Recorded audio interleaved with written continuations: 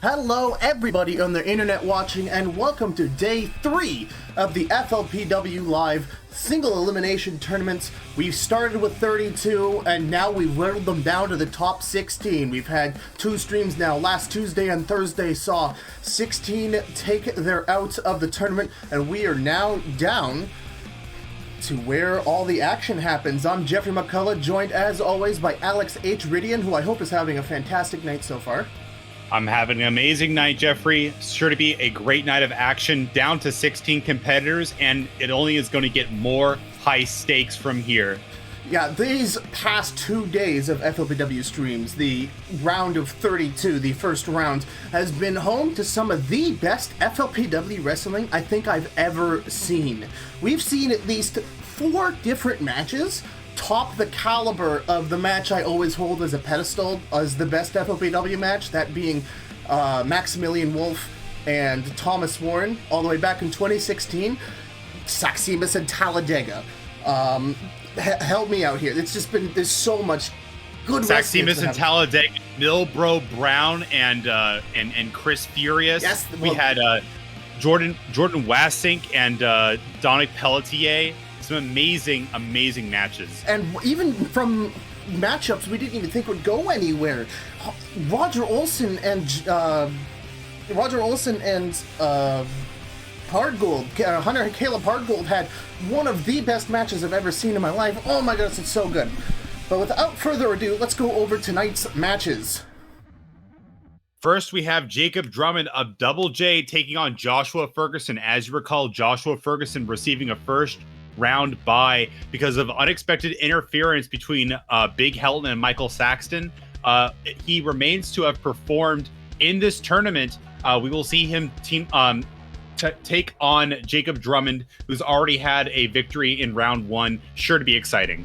And up next, V-Nation leader Jake Rapture is taking on Ultrastar Adams, and Jake Rapture has one heck of a bout in front of him because Ultrastar Adams put up a gigantic performance against monster Eddie Chumbo, kicking out of absolutely anything Chumbo threw at him and more. Ultrastar Adams is going to be a hard one for Jake to put away.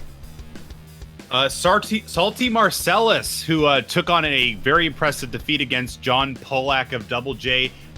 As a result, we have both members of Double J not coming into round 2 together, but an impressive bout nonetheless. And of course, you have to mention Saxxymus, whose bout against Johnny Talladega was just a sight to behold this week. Oh my goodness, 2 former tournament finalists, the finalists of the last FLPW tournament ever ran all the way back in 2017. They had an absolute clinic of a match. Coming up next, other V-Nation member Koogs is going to be up against Jordan Wassink, who stomped the underdog dream of Dominic Pelletier in round 1. Well, Koogs get a little, Koogs helped the audience get a little revenge in this storyline. And before we continue, I just want to say that no tag team has made it further in the tournament than Koogs and Jake Rapture. V-Nation is currently the best singles competitors as a tag team. Absolutely correct. V-Nation showing some actual dominance in this tournament, still undefeated. A lot of tag teams that have either lost one of their members leading into this part of the bracket, or they've just been eliminated altogether, like you've seen with the Hardcore Union and Bulletproof PMC. We are going to have to wait and see whether V-Nation's dominance in this tournament will continue tonight, or whether they'll just have to pack up and plan for next time. After that, Anthony Brown versus Erica Hayman, what's sure to be a spectacular match. Anthony Brown getting into the second round by having a huge upset win against Chris Furious. Chris Furious probably going for an airstrike or something, a top rope high risk maneuver, and Anthony Brown catching him in the air into the millstone for the win. It was the damnedest thing I've ever seen, and one of the biggest upsets of the tournament, beating the former 2-time world's bestest champion of the world. And Erica Hayman has also been on fire recently as well, defeating Cousin Trent in round 1. And let me just say, Erica Hayman showing complete dominance in that match against Trent McRae. She has been more than willing to get to this point of the tournament. She's spent so much time not being able to prove herself, and Trent McRae just taking a beating from Erica. After that, Marcus Gravy and Mitchell Cooper, we have a hoss fight on our hands. Marcus Gravy, another upset story here.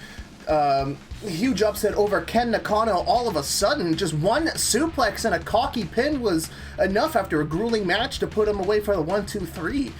I can tell you, both of us sitting here at the commentator's booth was not expecting Ken Nakano to take such a humiliating defeat against Marcus Gravy. Will Marcus Gravy continue that surge against Sergeant Mitchell Cooper, who took a impressive win against TG McCullough? Impressive indeed. He made TG look like a rag doll as he tossed him around the ring and just dishonorable discharge after dishonorable discharge, just left a wreck in the ring. And if we remember correctly, Milbro Brown got ejected trying his hardest to help TG as possible, but it just wasn't enough against Mitchell Cooper. Nothing he could do. Mitchell Cooper is a one-man army, and we have Velze Formadill of the Flying Dutchman taking on Father Briggs, two amazing competitors. Father Briggs, as you recall, having a very impressive bout against Joe Fish just a couple days ago. Really impressive match there. Velze Formadill taking down Chips Fofana quite easily. Unfortunately, one of us wanted Chips Fofana to advance farther, but Velze is Velze. He's gonna advance because he's just good. And our main event of tonight, I'm looking forward to this. Hunter Hardgold versus Tyler T-Man. Not only is this a blood feud match, the Hardcore Union and the Beast Crew have been enemies since the very start of FLPW, but Hunter Hardgold is the best he's ever been in his whole career. Anybody who watched him versus Roger Olson last Thursday knows that Tyler T-Man is going to have to pull out every trick in the book and add some chapters and add pages to the book as well in order to put away Hunter Hardgold. Hunter Hardgold outperforming any and all expectations this tournament. We thought that Roger Olson would be enough to put him away, but Hunter Hardgold beating his way out of every single Olson ending attempt, every single strike, and clutching it with that hard way. Fantastic wrestler. Yes, and once again, here's a look at our bracket. We got so much good stuff coming at you for tonight. But enough talk, have at you. Jacob Drummond to Joshua Ferguson in our first match of the night. Joshua Ferguson, the only person so far who has not wrestled yet in this tournament. Completely unproven talent. A bit of a wild card for Jacob Drummond to go against tonight. Interesting to see whether Jacob will be able to think on his feet tonight. Yeah, and Joshua Ferguson's also going to have the benefits of rest as well. As, like you said, this is his first match. He hasn't been dogged down. And as he's making his way to the ring here, the former international Canadian champion of the world, let's go back to last Tuesday and that attack Helton did on Michael Saxton. Absolutely. The reason why we haven't seen Joshua Ferguson wrestle is this exact feud between Big Helton and Michael Saxton. Michael Saxton not getting the chance to perform in this tournament because of Big Helton's interference. Just the story of this tournament lingering in the shadows has been what will we see of Michael Saxton come Show of the Masters next Monday? And Joshua Ferguson's opponent is going to be one that is definitely formidable. Absolutely. Jacob Drummond of Double J. Here he comes. Oh, but he's not entering the ring with John Polak. This is a surprising turn of events. Very interesting. So we normally don't we don't normally like to report on rumors or gossip here in the FLPW commentary booth, but there was talk going around that Jacob was very unhappy with John Polak's performance in his match against Salty Marcellus, and longtime viewers may know that there's always been a little bit of tension between Jacob and John in the group. Let's actually run a replay here of that match that John lost to. It was a real drag-em-out brawl, and Salty put him away with a backbreaker. Absolutely. And as you recall, Jacob Drummond was interfering that match at every turn he could, but either it had no effect or it actively hurt his partner's performance. Jacob apparently putting all the blame on John Polak for that loss there. So some dissension going on with Double J. We can only hope that they can settle their differences, but you never know. Yeah, and I don't even think anybody's even seen John Polak in the venue either, but enough about that. We've got a great fight on our hands. Joshua Ferguson, Jacob Drummond. Collar and elbow tie up. Jacob Drummond last Tuesday easily dispatching his round one foe in a very great physical opening contest. Hoping to make that a double nice Northern Light suplex by Joshua. Oh, Joshua Ferguson getting an early lead in this matchup. He doesn't seem to be slowed down at all. Oh, wow, what a quick elbow from Jacob Drummond to reverse things. It's the damnedest quick elbow I've ever seen as Jacob's in control. Nice leg pick here. Ugh. Jacob Drummond, definitely a heavyweight of the FLPW, but you wouldn't tell it from his fighting style. He knows how to break out the high-flying moves, and nobody makes a more impactful Hurricane Runner than him. But speaking of impactful, that exploder suplex from Ferguson. We see suplex after slam here from Joshua Ferguson. Clearly, he's been wanting to get his shot, demonstrating that he's not winded at all by the fact that he hasn't been able to wrestle. Oh, what a crazy Russian leg sweep. And I've been putting over Jacob Drummond so far in this matchup, but we have to hand it to Joshua Ferguson. He is not just simply handed this opportunity in the second round. This man is a proven talent in the FLPW. He's had 2 different main event title matches against Chris Furious for his belt. Oh! And not a single person in the FLPW has yet to kick out of his finisher, the Excellence. And we see some strikes with his feet to the back of Jacob Drummond. Joshua Ferguson, as you recall, I don't know whether or not he recognizes Michael Saxon as a good competitor, but even if you're a strong competitor in the ring like Joshua Ferguson, it is a little bit easier.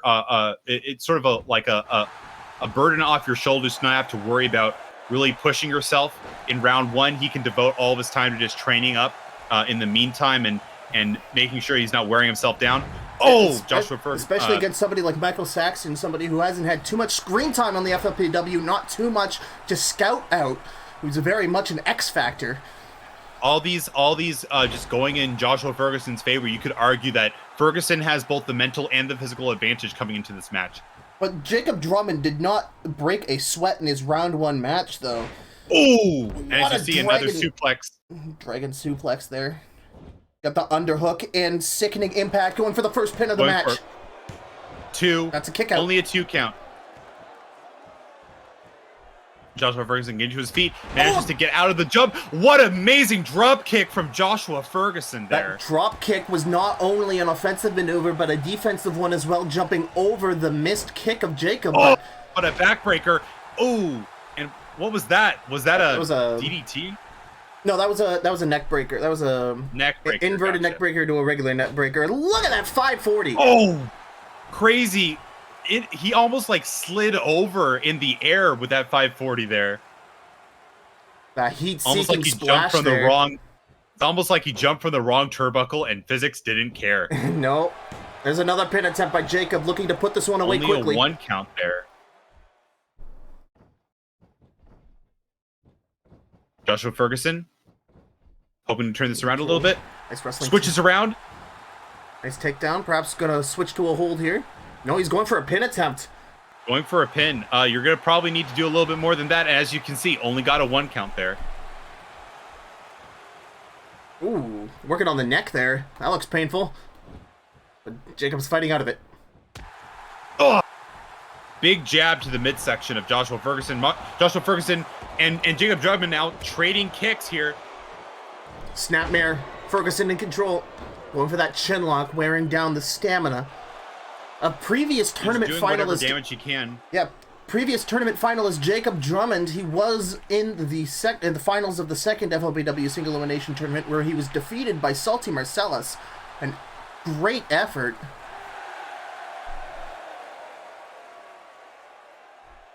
Ferguson's really got this chin lock for quite a while. Yeah.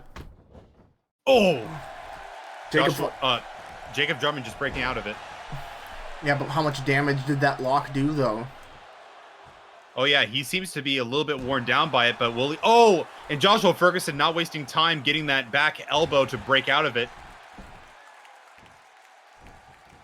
Jacob trying to get some leeway here.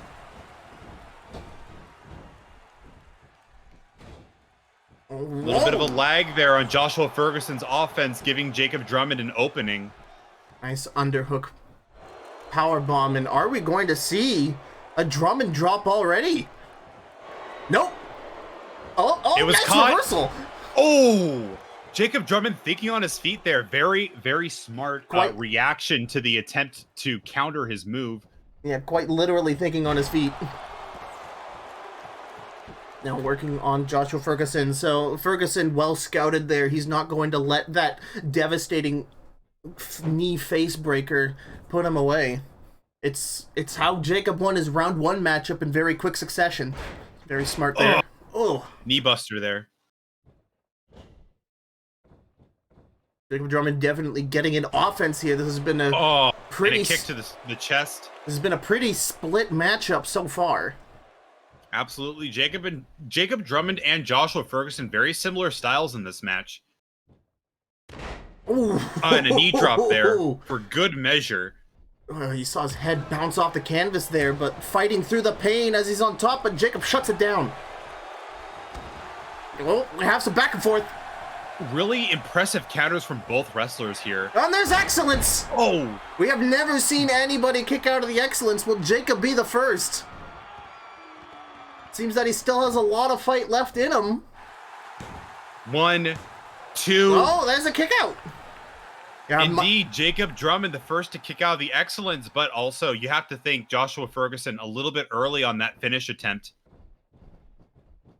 He's going to need a lot more than that to take out Jacob. Nice exploder suplex there.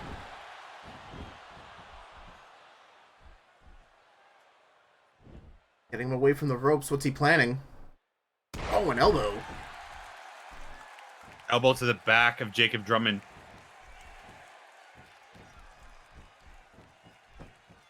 Oh, he's got a fisherman suplex. Ooh, great move fish there. Hook suplex. It's been very interesting. Go for another pin attempt. Another pin. Will this be it? A fisherman 1, suplex. 2. Oh. Only a 2 count. Jacob Drummond not willing to put it away just yet. It's been very interesting to see the evolution of Joshua Ferguson's fighting style since entering the FLPW. He originally was an amateur MMA competitor before switching to pro wrestling. And he's definitely shifted from his old striking and submission play to more high-impact maneuvers. Oh, nice flipping powerbomb. This could be it.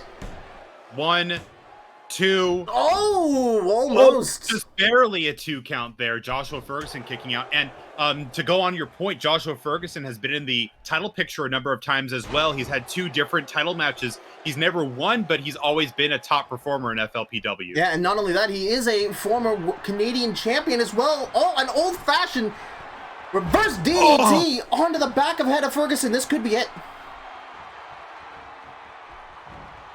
Oh, he's getting away from the ropes. That might cost him. Oh yeah, a lot of wasted time. 1, 2. Well, just a 2 count. Only a 2 count, almost a 1 count there. It's a paradox what to do there. We've seen wrestlers take all sorts of different stances. Like, do you drag him away from the ropes and get the for sure clean pin?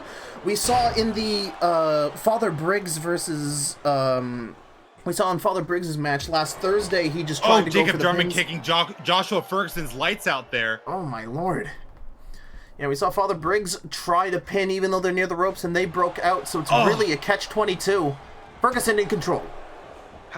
Ferguson somehow finding the strength to run around Jacob Drummond here. Ooh. Smart reversal Turning that there. suplex attempt into a crossbody. Jacob Drummond showing some amazing technical prowess against Joshua Ferguson here. Ooh, but an elbow. Elbow snapmare chin lock. Oh, nope. Jacob's gonna shut that down. Jacob Drummond countering everything here. A surfboard stretch, more classic Jacob offense here. Stick to what you know, and Jacob Drummond is showing exactly how that works in the ring. Attacking the arms and upper back there, really bending arms in ways they shouldn't be bent. Pushing pressure on the back of Joshua Ferguson's spine. Some kicks, some jabs. What we see next from Jacob Drummond. There's a Drummond drop! Oh, Drummond drop! Will that be it? Oh, he's near the ropes though. 1, 2, 2, and the Drummond drop. The Drummond drop. Drummond still alive in this tournament as he advances to the quarterfinals. What an amazing match against Joshua Ferguson. Yeah, Jacob Drummond is on a warpath so far in this tournament, winning both of his matches in convincing style, not just through sheer power, but also ingenuity as well. He was able to get himself out of a lot of tight jams. We saw that genius crossbody reversal, just being able to keep on top of things. Yeah, there was that 450 splash. What a dumb looking move, 450 splash, but it seemed to work. Also, just Jacob Drummond going for his finisher early, and Joshua Ferguson trying to counter it, but Jacob Drummond countering the counter. Very impressive maneuvering by Jacob Drummond there. Yeah, like I said, he is a previous tournament finalist. And here that moment is... Oh, but we just missed it. Here we go, the Drummond drop. Oh, great Drummond drop. Jacob Drummond showing that even Joshua Ferguson's greatest move, his going for excellence, was not enough to put him down. That's the first time in FLPW that someone has managed to escape Joshua Ferguson's finisher. Well, and it was Jacob Drummond here tonight. Well, if I could editorialize, I could say that was just a bad move on Joshua Ferguson. He did not really do too much setup in order to make sure that Jacob Drummond would have not kicked out of it. In fact, that might have definitely been a show of desperation. Yeah, that definitely a show of desperation on Joshua Ferguson's part. He had an inkling that things were not going to go his way, and sure enough, they did not. No, they did not. Let's go and update our bracket. And Jacob Drummond wins in convincing fashion. Very convincing. All right, coming up next. Jake Rapture, leader of V Nation, taking on Ultrastar Adams with an impressive victory earlier this week against Eddie Chumbo. It could be anyone's guess how this settles. Both competitors, very high-profile wrestlers in FLPW. Yeah, and oh my goodness, like Eddie Chumbo is one beast of an individual, and he went up against Ultrastar Adams in round one in what I believe would be a ladder tournament match, right? Round like semifinals, even maybe quarterfinals at least, and Ultrastar Adams just kicked out of everything. Oh yeah, Ultrastar Adams showing great awareness, very, very intelligent offense. But of course, Jake Rapture is always in the picture when you're talking about doubles action and just utter dominance when he decides to go on singles runs. Just a impressive fighter. Sure to be an amazing match tonight. Yeah, we have Jake Rapture looking for the Rapture. We have Ultrastar Adams looking for the cut and print. Who's going to get it first? Now, Jake Rapture is going to get help from ringside. Tom Mann has been with every member of V Nation since he was unable to qualify for the tournament, and he's been there for moral support the whole time. I'm sure we're definitely going to see Tom Mann in Jake Rapture's corner tonight. Perhaps. And here they come. Will. There you go. Tom Mann on the left. Jake, Jake Rapture on the right. Yeah, there's a lot of J's in the FLPW, don't worry. Jake Rapture on the right, he'll be your competitor against Ultrastar Adams in this match set for one fall. Well, if you want a clear antithesis to the infighting we've seen with Double J, V Nation still very much cooperative, integral, really a very cohesive team in this round two of the tournament. All members except Tom Mann still standing in here. V Nation sure to perform well tonight at least. You can't imagine both of them getting eliminated at least. Yeah, and no other tag team has made it this far than both members of V Nation who started in the round of 32. Now, Tom Mann wasn't technically in the round, but here is the man to beat Ultrastar Adams, the man who can't be pinned. Coming to the ring here, former world's bestest champion of the world, looking to increase that number to 2 if he can pick a win here against Jake Rapture. That's right. Ultrastar Adams has been in the championship picture before. He's actually held the championship. He's going to try and reclaim what he believes is rightfully his.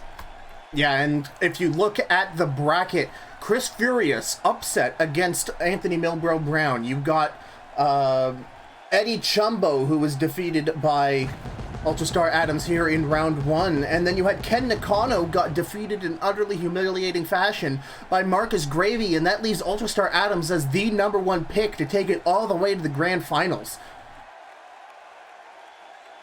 Ultrastar Adams taking his time as he enters the ring here. You're definitely pandering to the crowd here. He is one of the greatest wrestlers in the FLPW, and if he's able to make it through Jake Rapture and then whoever wins the preceding fight, he'll definitely solidify himself even further into the annals of FLPW history. And here we go, Jake Rapture, Ultrastar Adams. Round 2 action. There's the bell. These two are ready to fight. And immediately Jake a tornado Rapture DDT. wasting no time with that tornado DDT. Jake Rapture just starting in on Ultrastar Adams as soon as possible. A camel clutch? Oh, this is Camel very clutch. smart. You gotta get the damage in quick and fast against Ultrastar Adams. You saw him just be resilient to absolutely anything you could throw at him. So start fast and don't let up. Let's see if this works to Jake Rapture's advantage. Arguably, Jake Rapture getting a early lead here, but Ultrastar Adams now has him down, retaliating. He gets out of the way. Jake Rapture on top. Oh, that might not have been smart. Seems to still have some initiative. Oh no! Bad kick. Jake Rapture had that moment, and then just the missed kick there has opened it back up for Ultrastar Adams here. Now, if Jake Rapture were to win this match, he's on top of things right now, but if Jake Rapture were to win this match, there wouldn't be a former world champion left in the bracket. No matter what happens for the rest of the tournament, we would crown a brand new world's bestest champion of the world.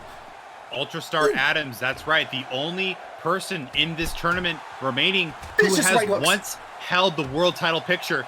Jake Rapture now leaning in with all these strikes, as you said. Ultrastar Adams getting some kicks in, trading strikes as well. But that's right, very impressive to know. You have to think about Ultrastar Adams having an advantage as being the one person left in this tournament who has held the title before. Running back into the ring as the referee gets to a 6 count. A swinging side slam. That angle, that vicious angle, was that enough for a quick 3? Here. 1, 2. Nope. Only a 2 count. Jake Rapture still very powerful, very ruthless. It's not going to take just that to take him away here. And Ultrastar Adams, it looks like he's going to be playing the long game here. Jake Rapture trying to come out with a house of fire, but as the saying goes, a flame that burns twice as bright lasts only half as long. Hopefully Jake Rapture has a plan for the long game here. As very wise words, even though this has gone a bit longer than probably and a knee to the face there. A DDT. I was about to say, you know, Ultrastar Adams is in his comfort zone, but now we're seeing things getting turned around.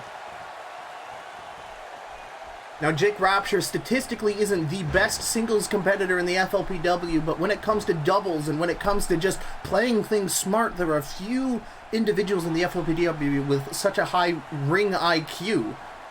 The question is... Jake Rapture is not the leader of V Nation for no reason. This man is dominant in every single doubles match he has, either with Koogs or with Tom Mann.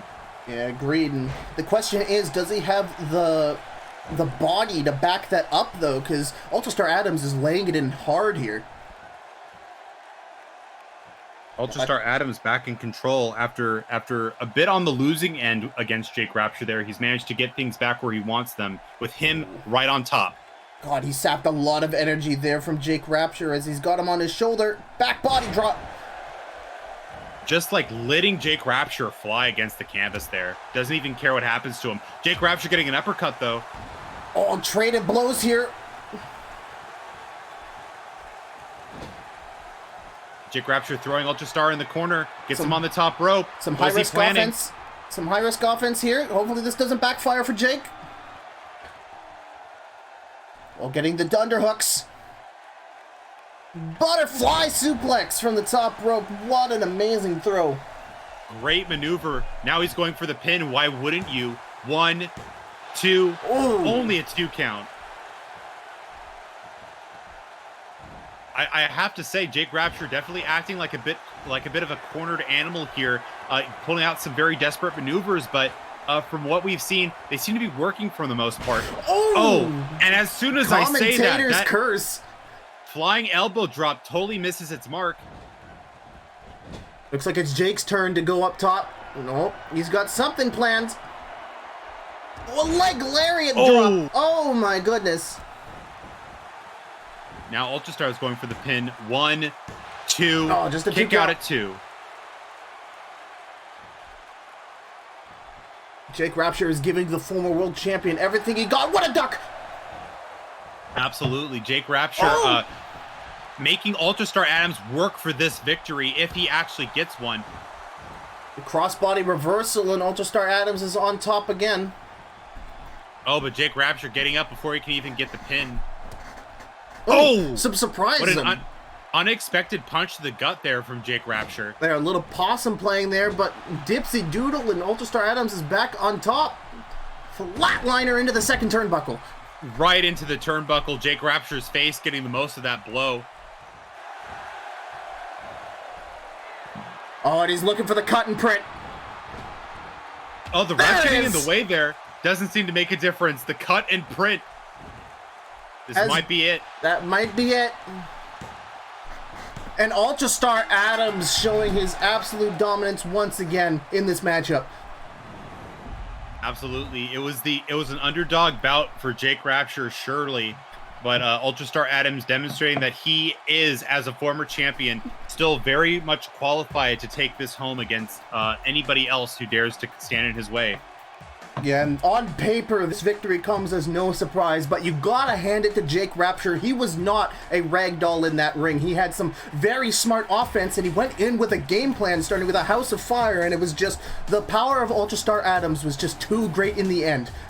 Regardless of Ultrastar Adams' victory here, I think anybody here is willing to agree Jake Rapture gave him more of a fight than what he expected. 100% agree with you there, Alex. And here's the cut and print that won it. A little bit of ref interference, but it doesn't matter. The ref getting a little bit of that on the way to the end there, but he was still just as willing to take the pin count. Yeah, that shattering axe kick to the back of your head, one of the weakest parts of the skull. And man, words cannot describe the amount of pain. All right, well, we've seen this former Hollywood stuntman continue to put away legitimate wrestlers again and again. This man on a crash course for victory. And that means in the semifinals, we're going to see, the quarterfinals, excuse me, Jacob Drummond and Ultrastar Adams. What a fight that's going to be. Two dominant wrestlers going at it. And a reminder of our schedule, that is going to be September 26th. You're watching today, September 25th. It's round 2 action. We're doing all of round 2 tonight. And for the quarterfinal matches, we are going to mingle in some 4 bonus matches for you tonight, and it's going to be great. And we know at least 3 of those matches happening. What do we, Alex, you know what's going on? Hype us up here. Absolutely. 3 matches already booked. We will book the 4th match as a surprise for y'all. The day of the event. But what we do know is that Dominic Pelletier and Julie Hopkins will have a rubber match. That's right, Julie Hopkins willing to face off against Dominic Pelletier once more after Jordan Wassink had a very impressive showing against him, advancing to round 2 against Dominic Pelletier earlier this week. And now Julie Hopkins wants another piece of Dominic Pelletier. That will be 1 match. Next match after that, Tom Mann and Alicia Workin teaming up for the first time to take down Chibs Fofana and Peter Collins, the 2 surprise entrants who sort of cheated them out of a place in round 1 at the beginning of this tournament. Definitely vendetta there to be settled. Sure to be an interesting match there. And finally, we have just announced the first number 1 contenders match for the doubles championship.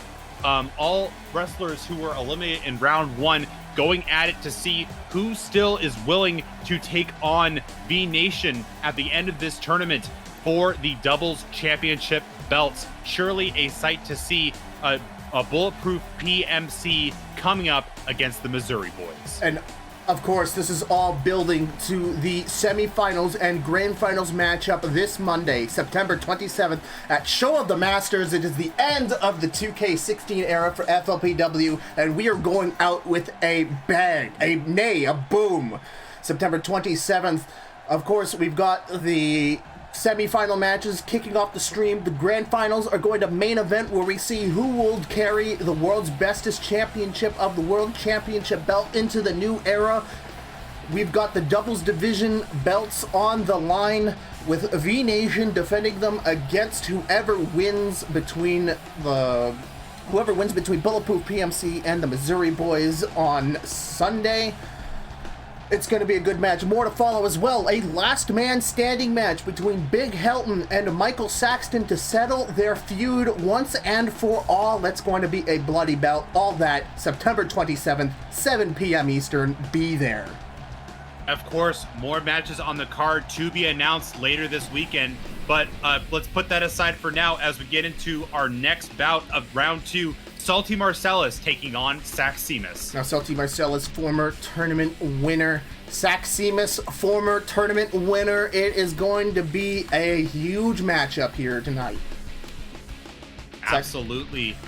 Saxxymus, the Argentine Dream, a very dominant finish against Johnny Talladega. And Salty Marcellus taking out Jacob Drummond's tag team partner, John Polak. Both these guys showing some dominance earlier this week, and it should be an interesting match to see how their styles clash. Here we go. We're loading up the match here. This is going to be so good. It's going to be Salt Shaker versus Spike. And let's get it on. First to enter the ring needs no further introduction. Salty Marcellus putting away John Polak in a very, very easy victory. Not even fathomed by the presence of Jacob Drummond in the ring there. Every attempt Jacob Drummond had made to try and turn it around in John Polak's favor, just not going their way. And ultimately, it seems that Jacob Drummond has let John Polak take all the flack for losing that match. Doesn't matter either way to Salty Marcellus. He's through the round 2, and he's willing to even get to the quarterfinals tonight. One of the most dominant U.S. champions entering the ring here. Undefeated in his time in the U.S. division before moving up to the World's division. He's going to have an excellent matchup against his opponent here. And as you speak about his opponent, here we see El Saxxymus making his way in. Yeah, it's crowd's going nuts. Yeah, former U.S. champion against former U.S. champion. This is really going to be a old versus new of the U.S. division going at it here. The 2016 versus 2017. Formerly El Saxxymus, we've been informed that he's decided to change his ring name. He doesn't need the L. Everyone knows just the word Saxxymus is all you need. Who can blame him? There he is, one of the most agile athletes in all of the FLPW. No one can hit a Hurricane Run out of nowhere than Saxxymus can, and that makes him quite a volatile weapon in the ring. Yeah, we have a very mixed clash of styles here. We have the high Argentina-based lucha style. You've got someone more grounded in striking of the MMA and boxing. It's going to be an interesting matchup. El Saxxymus has had so many amazing, effective moves in his wheelhouse that he demonstrated against Johnny Talladega earlier this week. It'll be questionable whether or not. Already with the questionable whether or not, if once he pulls out those moves, Salty Marcellus will have any tricks up his sleeve to counter them. But of course, you don't need to counter moves when you just don't let them get off. Salty Marcellus showing some early dominance here.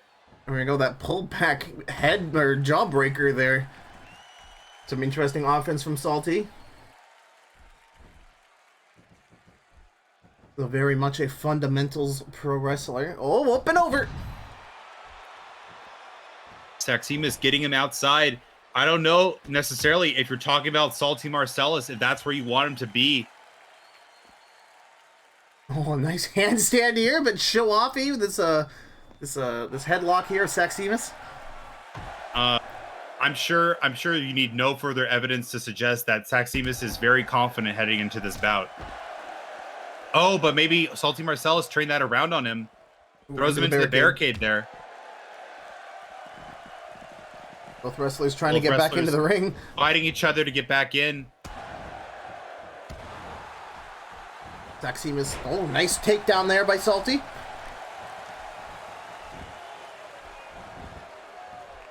Turns him around. Putting some wear on the arm of Saxxymus there. Saxxymus kicking again. That lightning fast kick, getting things back in control for the Argentine Dream here, throwing Salty to the corner. Kick to the midsection. Flipping neck breaker. Ooh! Another jawbreaker reversal there from Salty. Oh! That was vicious. a clothesline. That looked like a punch from this angle. Well, some interesting offense by Saxxymus here. Very risky maneuver there, but it worked. It did its job. Oh, uppercut from Salty Marcellus. And some Saxxymus jabs. has a lot on the line here. He is the defending tournament champion. That's right. As you recall, Salty Marcellus, I'm sorry, Saxxymus, winning the third tournament in FLPW, the most recent tournament before this one. He's shown that he can be dominant in a tournament before. And now this time, when he wins, he will get the championship. No ifs, ands, or buts. No one to hold it. Whoever wins this tournament will be the new world's bestest champion of the world. Salty Marcellus stopping a mud hole in Saxxymus right now. Devastating maneuvers to the ribcage. He's on top. Pull back clothesline. We're trying to wear down the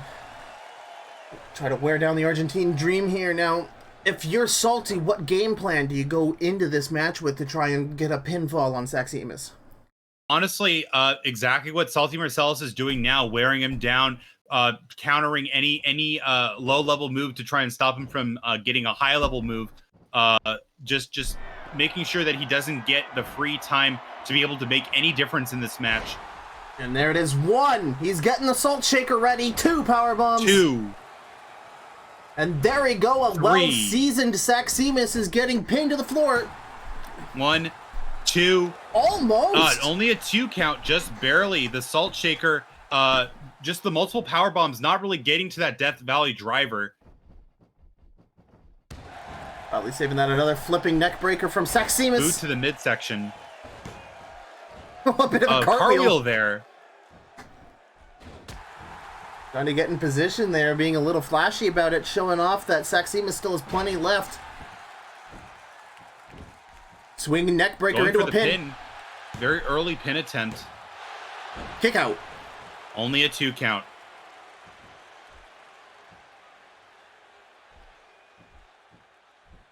Oh, crowd going wild. It looks like Salty was trying to go for that Death Valley driver. It got punched out of it. Oh, there it is.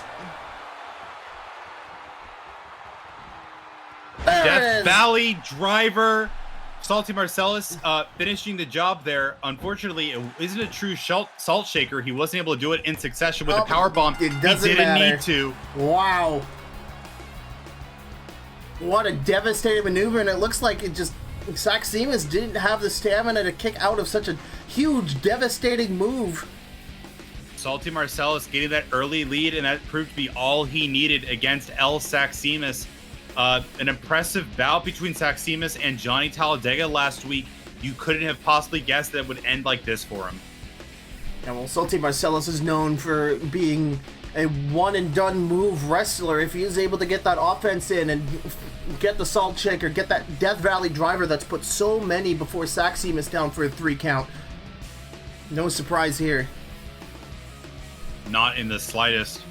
And of course, the former tournament champion here. Let's take a look at this Death Valley driver that knocked out Saxxymus. Look at that angle. Look at that velocity. Back of the head, back shoulders colliding with the mat. 1, 2, 3. I'd be down for a lot more than just a 3 count if you hit me with that, Salty. Salty Marcellus continuing his streak of dominance in this tournament. Not even Saxxymus, the Argentine Dream, was able to put him away, and we will see Salty Marcellus advance to the quarterfinals. Yeah, and this is a long time coming for Salty Marcellus. He has been on the hunt for the FLPW World's Bestest Championship of the World Championship belt ever since he vacated the U.S. title, claiming no one in that division could beat him. And it's been a bumpy road since then, but a win here for Salty Marcellus puts him one step closer to that championship dream. 100%. And finally, the final match from day one that advanced, Koogs versus Jordan Wassink. Yeah, this is going to be an excellent matchup.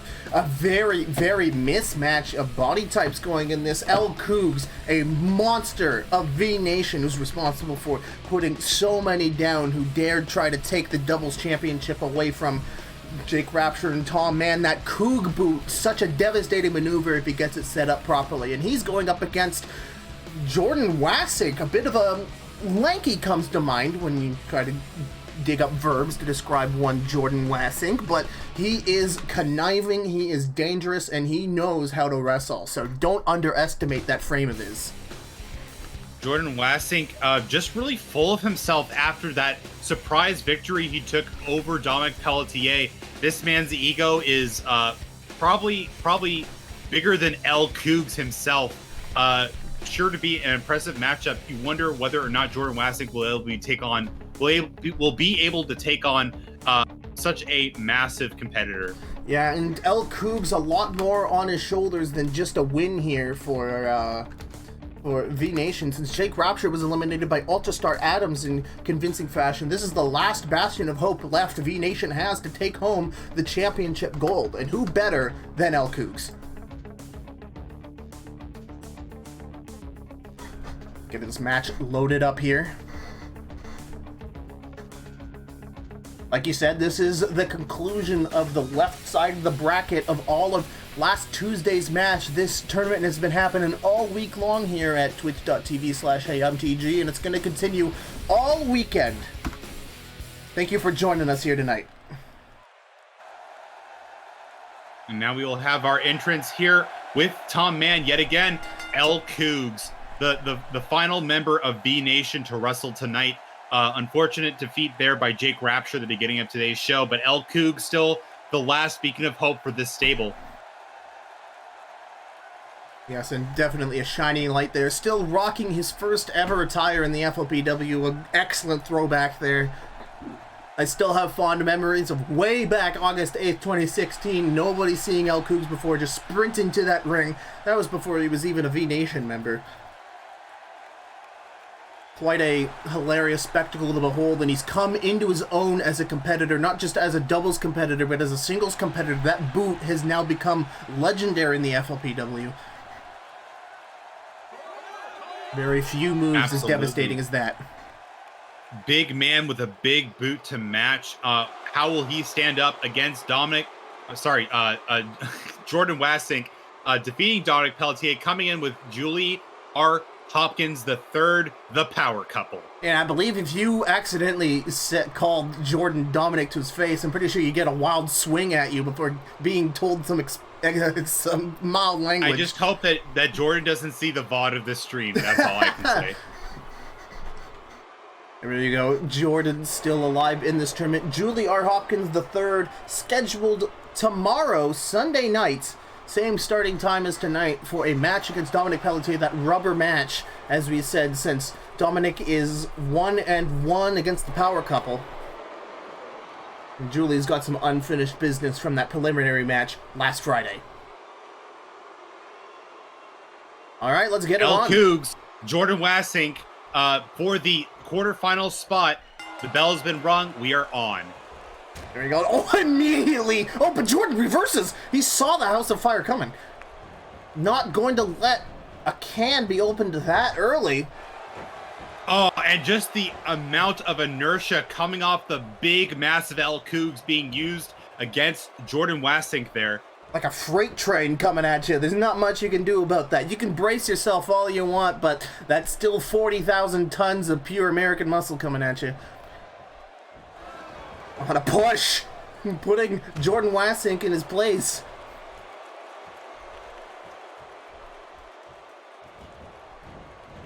Irish rip. Koogs flying to the outside. Boy, hip toss back in. Oh, what an amazing over-the-head power bomb by Jordan Wassink there. That was a hip toss into the ring, but nonetheless, it could have been a power bomb with how much the ring shook. I could feel it all the way here, and this isn't a video game. Thunderous there. Any high impact move Jordan's able to get on Koogs will certainly deal a ton of damage. The problem is getting on top of things and not letting the V Nation member run roughshod on you like he's doing right now. So many hammer shots to the back of Jordan Wassink there. Playing the drums here. He's going for more. No, but Jordan's had enough. Just ends Koogs' fun there. Okay, make sure you don't get a hernia. Big back suplex there from Jordan Wassink. Jordan showing some strength here, but it's probably going to take its toll on you. Koogs, a massive competitor. Easy way for you to lose stamina just by having to lift that body so many times. Tom Mann big stomp to the back. Tom Mann's been consistently with V Nation at ringside throughout this whole tournament. He was unable to... nice. Backbreaker. Inverted backbreaker combo there as he's going to the top rope. Well, TG, I don't think I've seen a more enthusiastic third wheel than Tom Mann for V Nation for this tournament. Yeah, Tom Mann... And you see an elbow drop there. Unfortunately not making it into the tournament due to a last-minute fatal four-way match. It was originally scheduled to be Alicia Workin and Tom Mann, but... wrestler Peter Collins, oh my god, we didn't even get a 1 count. That's right, Peter Collins taking a pin against Chips Fofana that match. 2 competitors not even involved getting the pin and the pinfall.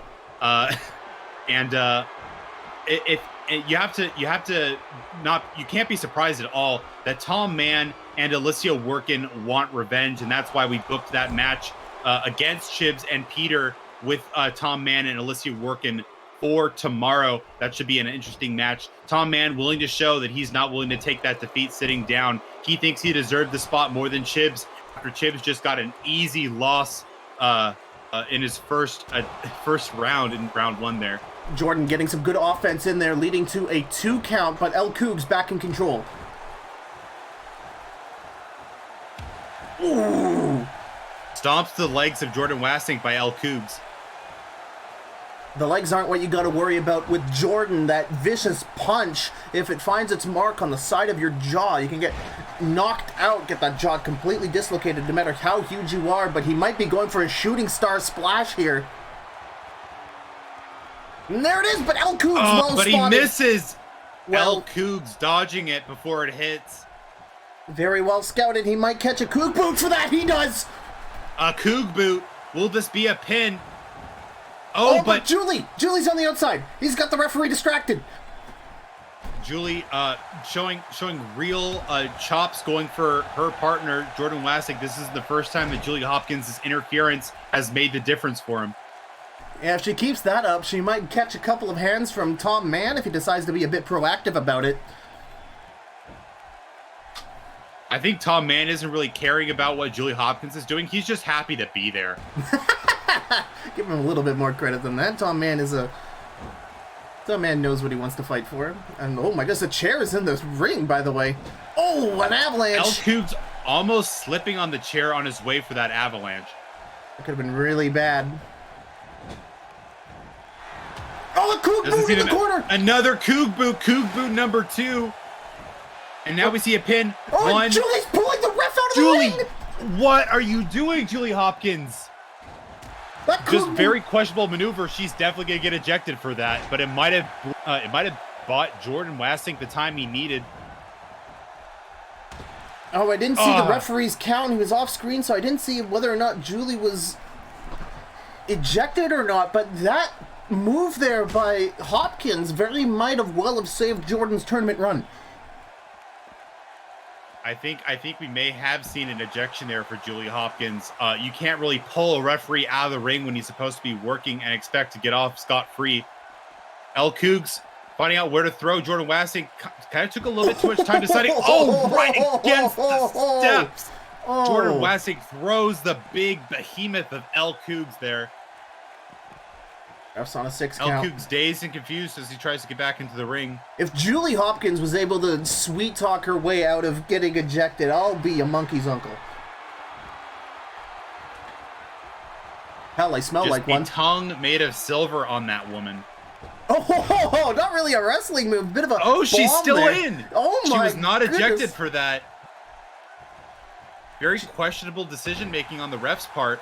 Especially with how many ejections we saw on Thursday after Big Helton interfered with Saxton's entrance. The officiating after that day took very little leeway to anybody. Big spine buster. That's got to do a lot of damage. Jordan going to the top rope.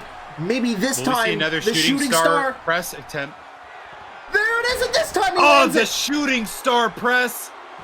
That Going might for be the it. pin. He's got a high angle hook here. 2. No. Kick out at 2 by Koogs.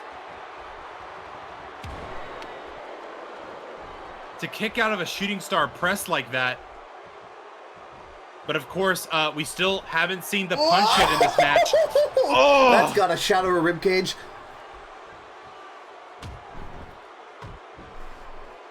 Some major elbow blasts from the elbow of Koogs. Is Jordan going to take much more of this? The Koog boot. Once again, a Koog boot. Are we going to see interference here again? The third Koog boot. This has got to be it. 1, 2. No. Only a 2 count. Jordan Wassink kicking out of that on his own. You can only kick out of so many of those boots. Just absolutely windy. Nice reversal there by Jordan. Oh, some vicious hits. Fisherman. Oh. Fisherman suplex. That looks like an exploder. Sorry. Exploder. Going horizontally over the head. We see the punch. Well, he's got the hook up. Going for some kind of suplex. Whoa, nope. Try to go. Koogs reverses it. Try to go for like a tiger driver or some sort of underhook suplex, but not hitting the mark here. Koogs in control, but they're right near Julie.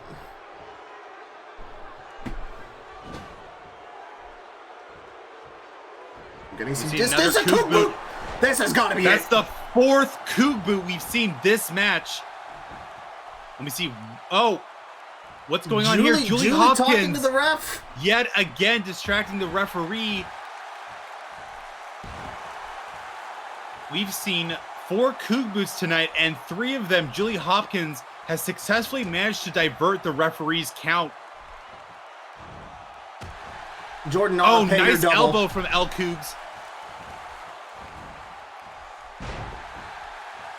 Yeah, if Jordan wins this match, we know the real reason why. No discredit to his in-ring ability, but Julie Hopkins is giving him so many ways to succeed. But Koogs in control. I think what we see from this match, Koogs, the more capable wrestler, but Jordan with the amazing asset that Julie Hopkins has proven to be for him. I'm sure Jerry Lawler would have fun with that line, but I'm not going to touch it.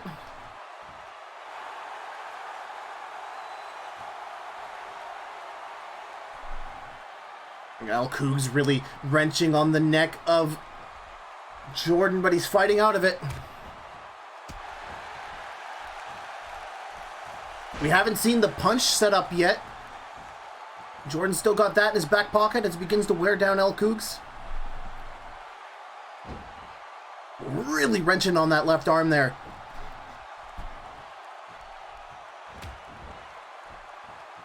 Big punch to the midsection of Jordan Wassink to reverse it for Koogs. Try to go for a fall away slow. No, Jordan fights out of it. Spins him around. Throws him in the corner. Will we see the punch? In V Nation territory right now. No, we're going to see something a bit more high risk here. Oh.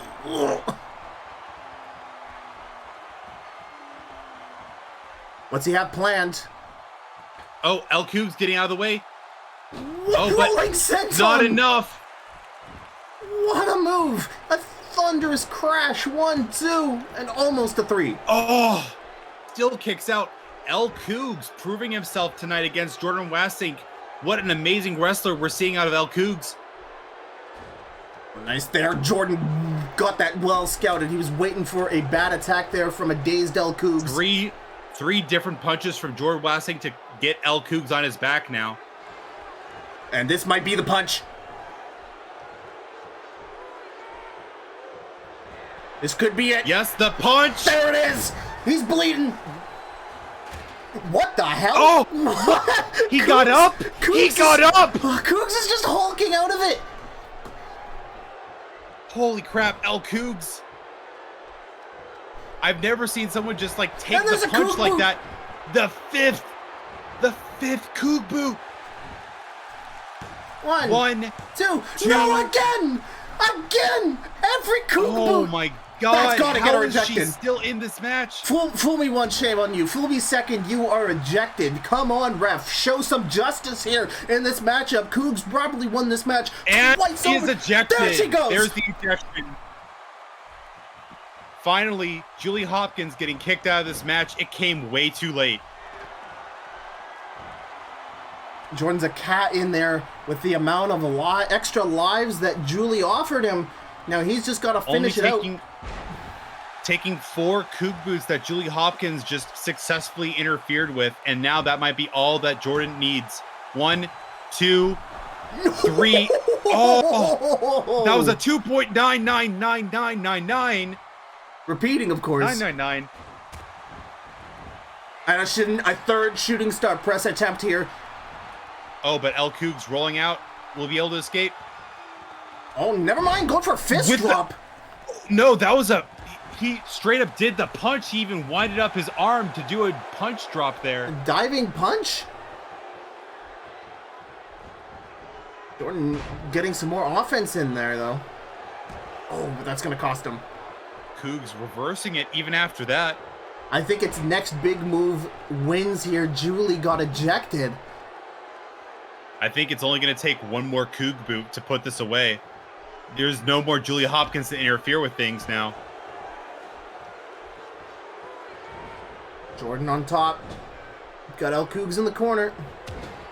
Oh, big forearm. Jordan signaling for something.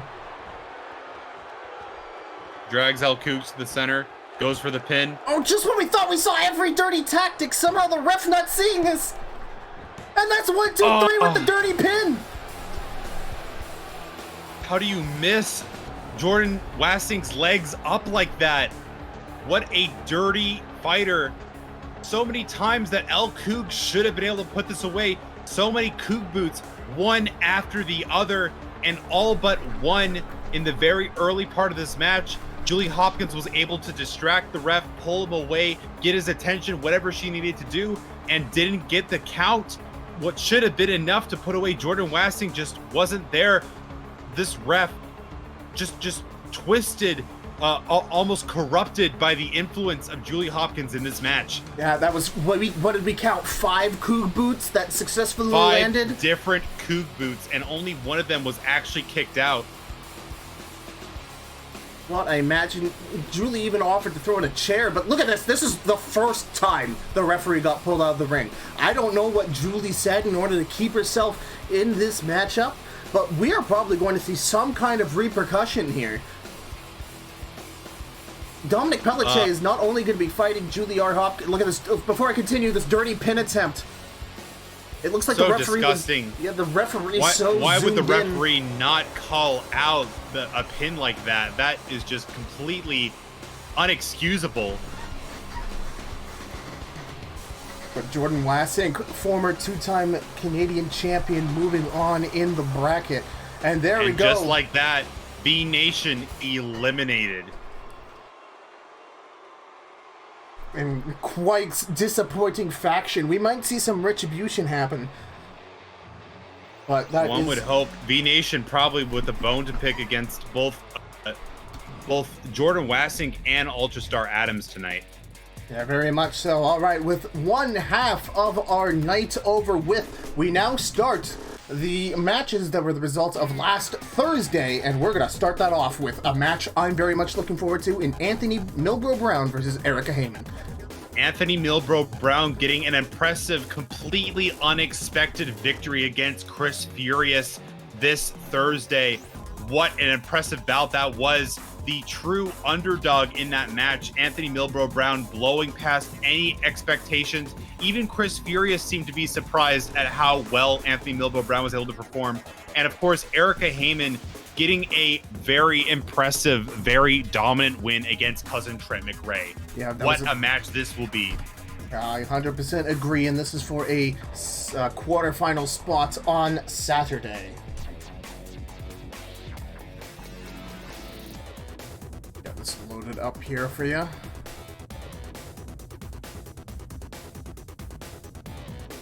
Because Erica Hayman was at the top of the Canadian division before FLPW took its leave of absence after 2018 or so. He's going up against Milbro Brown riding high. There he is. Milbro Brown on the left being accompanied by TG McCullough, who suffered a crushing loss against Mitchell Cooper. But Milbro riding Milbro riding that wave of momentum after pulling a gigantic upset nobody saw coming against former two-time world's bestest champion of the world, Chris Furious, and #1 pick to win the whole tournament to essentially retain the vacant world title. Maybe we're going to see some more tricks from him in this matchup. With the performance we've seen from Anthony Milbro Brown in this tournament, it's no wonder that TG McCullough decided to team up with him to form Team True North. Milbro just showing utter dominance this entire tournament, not only in the match that he took, that he won in round 1, but also the qualifying match that he won to get into this tournament. Both very impressive bouts. There we go. Erica Hayman coming off strong off of a great win against Cousin Trent. And we saw Trent almost defeat Erica Hayman here, but it's all about that high note. If she gets off that gutbuster dropkick combo, the high note finisher she has, that has guaranteed to put down people so far over her previous matches. And not only that, the refrain can come out of nowhere. And although a little less reliable for finishing matches, that's still a devastating maneuver that can lead into huge offensive opportunities for her. So she's got a lot of offense that can come from nowhere fast. Absolutely. Erica Hayman definitely worth considering in the title picture. Milbro is going to be a big competitor for her to face, but she's spent a lot of time out of the ring, and she wants to show just what she's capable of. Yeah, and that the refrain, the millstone, two finishers that can come from out of nowhere in a blink of an eye. So this match might be over in an instant, depending on what these two wrestlers' game plans are. Both wrestlers trading holds here. Erica on top with the armbar. Got a hammerlock now. What's she doing? Oh! Bending that arm backwards in ways it really shouldn't. Or a nice exploder suplex.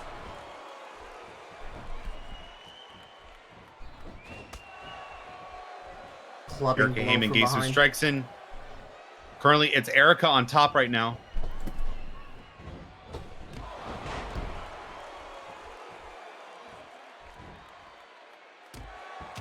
Some punches to the face of Milbro.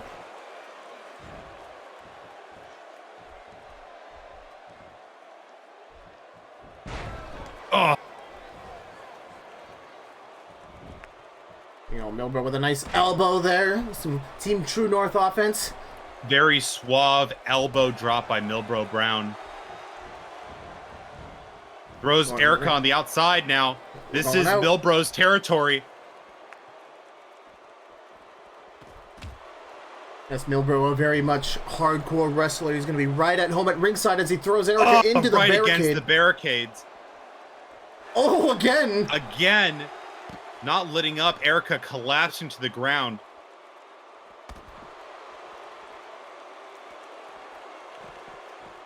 Oh, and goodness. Just a third throttling against the barricades there. Erica's back taking so much punishment. It's all Milbro here on the outside. Milbro got a lot of damage in. That's why he thrives on the outside there. He had a plan in mind and he executed it to perfection. But Erica getting a backbreaker on Milbro. Stomp to the back. Maybe sort of letting him know how it feels for his back to get messed up. Ooh.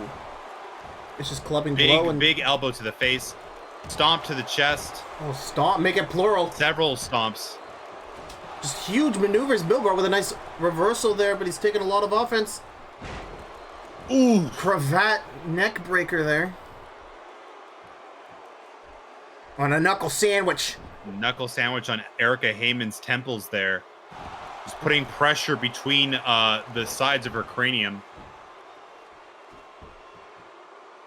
Served with egg, lettuce, and cheese, please. Oh, vicious forearm there. Finds Erica's face as Milbro's in control, getting Erica to the corner. Oh, Tree of Woe. Very interesting position. I'm going for a choke. His foot right against the neck, between the neck and the turnbuckle. That's a very easy way to wind your opponent down. And did it do enough? 1, 2, On a 2. Only a 2 count. That was a 2 on. Erica, fireman's carry in control now. Erica with a pump handle maneuver. Nice slam. Nice pump handle slam there by Erica. Getting the leverage from the arm going underneath the legs there. Now it'll be Erica going for a pin. 1, 2. Oh, 2.5. If she had hooked the leg there, you wonder if she could have gotten a different response. Kind of a lackluster pin attempt if you're considering about holding your opponent down. Oh, the refrain! Already a refrain! This is what I'm talking about when you see them coming from out of nowhere. This could be it for Milbro. 1, 2. Oh, 2. Only a 2 count. Milbro's still plenty of energy. Now we see Milbro getting back to his feet. What does he have up his sleeve? Trying to go for a body slam. To the top rope. Connects.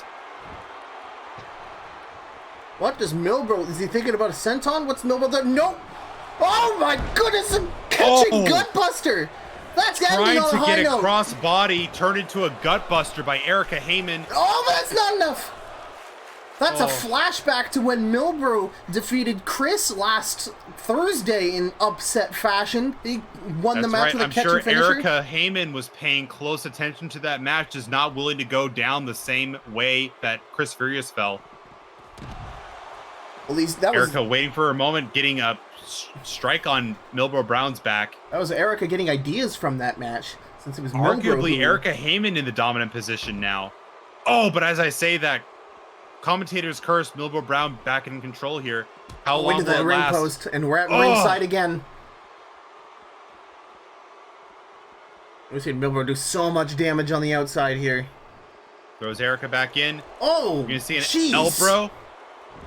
Not quite. Erica escaping.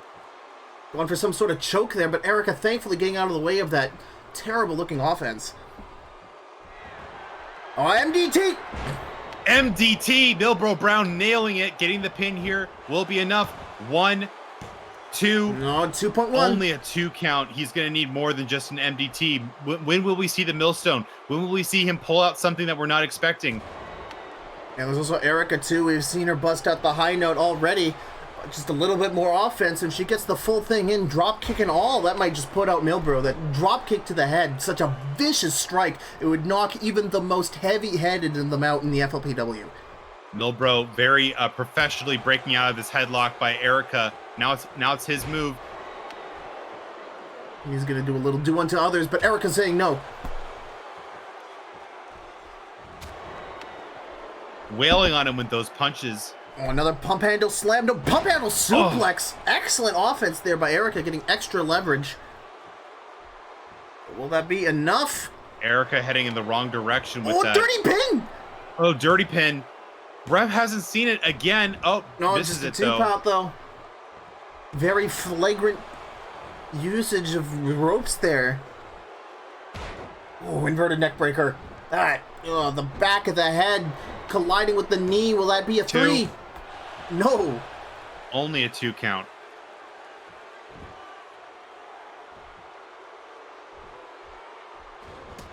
Oh, clubbing blow.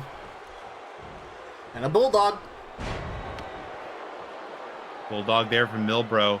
Erica just getting weakened more and more. We're seeing Milbro prove to have the most longevity in the latter half of this match now. Now it's time for Erica to shine. Whoa! Nice head scissors there by Erica. Will that be it? 1, 2. Oh! No! Just barely a 2 count. Milbro staying in this match. These two wrestlers working each other to the bone. Oh, what an impressive rollout. Oh, a knee. And it's Erica getting Milbro into a compromised position here. Strike on the back. Oh! Kick on the front. That looked really vicious. That looked like it was a knee to the temple. That's gotta be not great. We're back and forth here. What a sleeper hold. Really wrenching it in. Could this be the end of Erica? Is she going to be able to reach that rope? No, gets a jawbreaker. Oh. Summoned all of her strength to get that jawbreaker in. Erica back in. Gets one back. He gets a jawbreaker on her.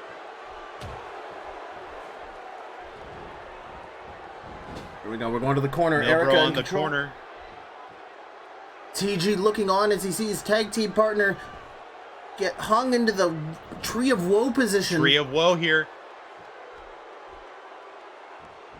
Erica's so winded. Oh, but she does manage to put that boot on the neck, trading blows from what he did to her earlier in this match. There you go. Will this get a pin? 1, 2. Oh, just a 2. Oh. Flat 2. Shortly after a 2, Milbro kicks out, not willing to let it get anywhere close to that 3. Amazing how much fight these two wrestlers still have in them. They've been going at it for quite some time, very evenly matched. It's really going to be High Note versus Millstone here. We've seen a version of the High Note, that long buster done by Erica in that catching finisher, but we haven't seen the full thing. And as we know, a Millstone is coming any second when you least expect it. What an impressive scout, by the way, by Milbro Brown, catching that arm. It's going to reward him with being in control. And now she's on the ropes. What does Milbro have planned? Oh, he's exhausted. Will she be able to get up? Yes, she will. Yes, she will. Oh! Milbro almost planning for that. I guess his main goal was to gain back some breath. Yeah, this has definitely been a very cerebral matchup so far. Both of them jockeying for position, trying to set up their finishers. Oh my god, a snapmare knee strike, but Milbro's feet are under the ropes and the even referee before gets the kick. one, the ref didn't even put his hand on the canvas before Milbro kicked out of that. Yeah, Milbro's feet underneath the ropes. As per the rules, you have to break up the pin.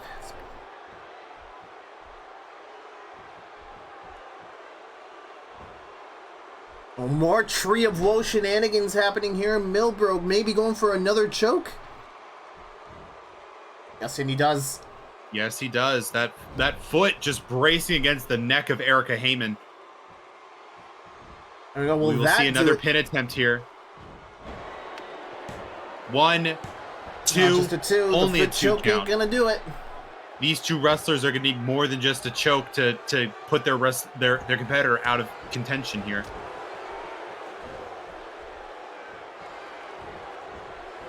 Milbro throwing Erica to the corner again. But Erica in control. Erica reverses. Oh, knee, but that's Milbro reversed. dodges.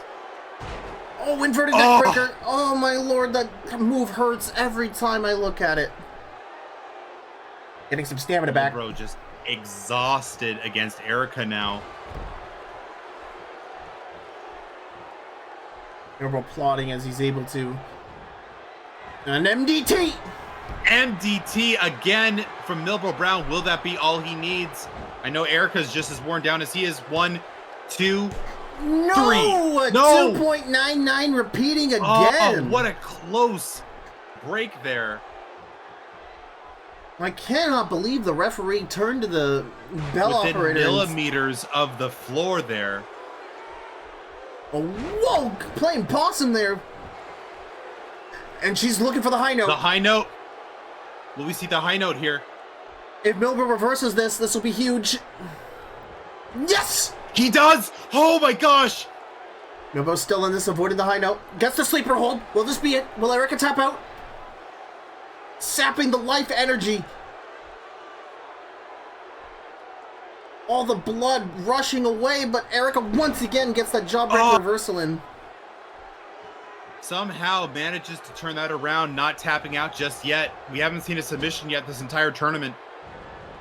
Oh, a knee to the gut. Oh, Lord. And the story of this match really has been what's gonna happen first, the millstone or the high note.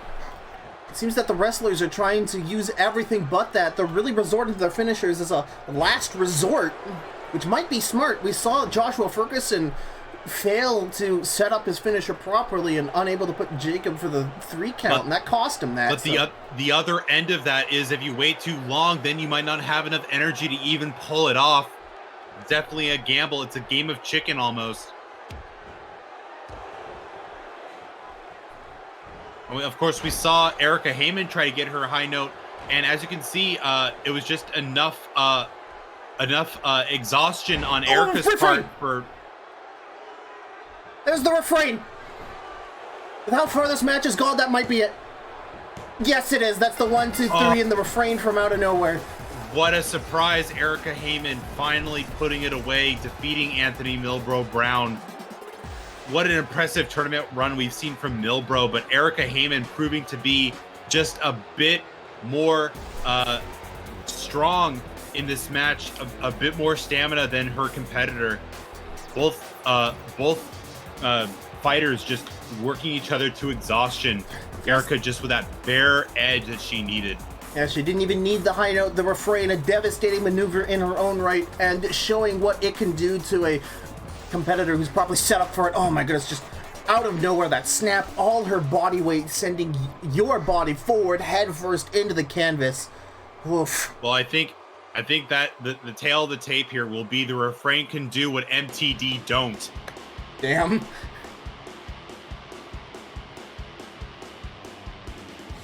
Sorry, MTD, my bad. MDT, yeah, we got what you're saying, though.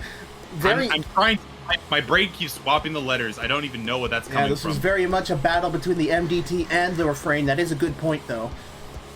Oh, just wanna see that refrain from out of nowhere. It's just that reversal, the elbow to the face refrain, and that's it for our boy Milbro. Did not think it would be enough, but Milbro is just barely exhausted. Erica finally getting that edge. What a hard-fought victory that was, but Erica will be advancing to the quarterfinals of the single-elimination tournament for the FLPW World's Bestest Champion of the World Championship title belt.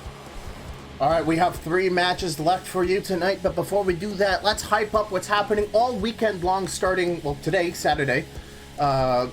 You're watching round 2 action here on September 25th, and join us tomorrow. This is happening all weekend, including Monday, September 26th, 7 p.m. Eastern. The quarterfinal matches that you're seeing, the results of every single wrestler here who has advanced to the quarterfinals will have their quarterfinals match tomorrow, September 26th, as well as 4 additional matches.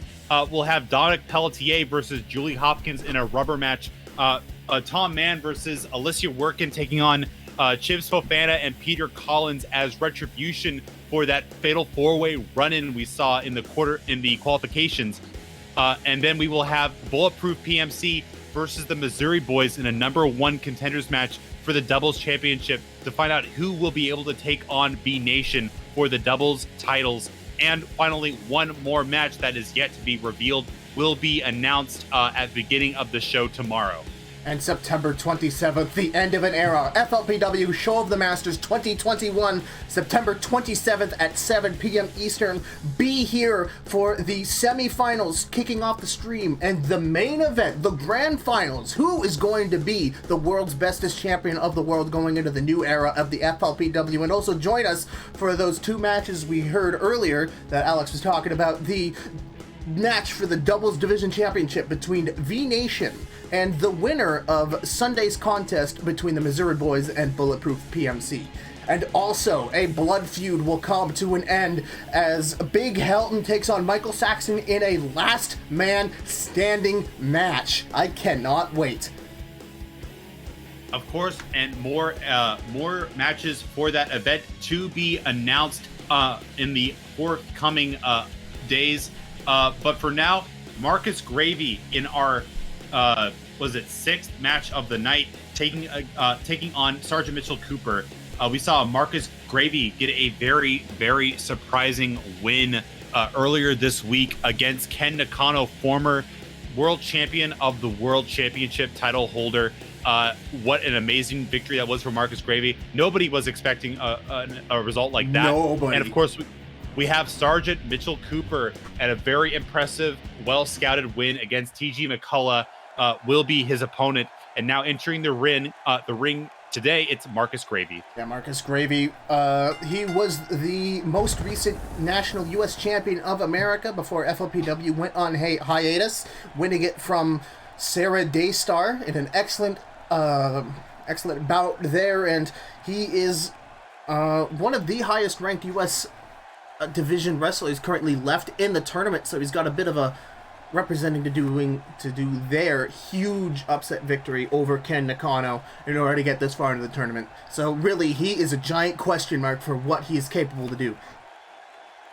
Absolutely. Marcus Gravy, well, he already did take Ken Nakano to task in his first match. If there's no demonstration that somebody is world title material, there's that. Ken Nakano, a dominant past champion, Marcus Gravy able to take him out in the lead up to this match here. And now we have Sergeant Mitchell Cooper entering the ring, the one-man army. You know, what can we say about Mitchell Cooper? An absolutely dominant wrestler in the FLPW. In fact, we're going to bring up his match from, I believe, Thursday. Yes, last Thursday against TG, and he absolutely threw him around the room. That, what you're seeing there, was the results of, I believe, 3 dishonorable discharges throughout the match. Milbro doing everything he could in order to save his teammate, but he got ejected during that match, and there was nothing he could do to save his partner from an absolute onslaught from Mitchell Cooper, and that's what Gravy has to fend with here in this matchup. If there's such a thing as a Grim Reaper in FLPW, it's Sergeant Mitchell Cooper. This man, well known for being ruthless, well known for manhandling every one of his opponents. This man does not take any breaks. He will beat the crap out of you, and it will only be up to Marcus Gravy as to whether he's able to escape the Sarge's punishment. Yes, and Sergeant Cooper at the top of the World's Division for so long, but still hasn't really gotten that championship yet. Marcus Gravy has to contend with not only somebody who will beat your ass on any given day, but a championship spot is on the line here. Mitchell is not going to go easy. Already, Marcus Gravy on top. Gets a leg sweep there against Sergeant Mitchell Cooper. Oh, Beal toss. Oh, it's all Gravy right now.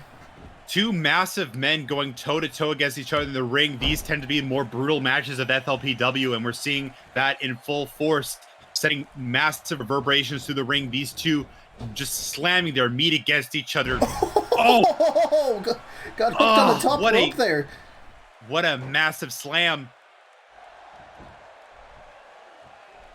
Not only are these two juggernauts just full of strength, but also full of stamina. We're going to see them wear each other down to the nth degree before we see a finish to this match.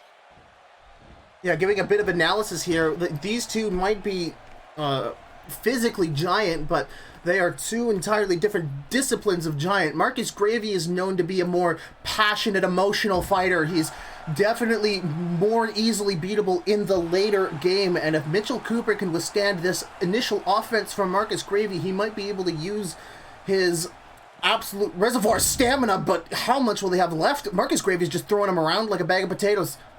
Oh, and the suplex you saw there from Marcus Gravy, just amazing. Knuckle the sandwich. Punch, and now a knuckle sandwich from Sergeant Mitchell Cooper.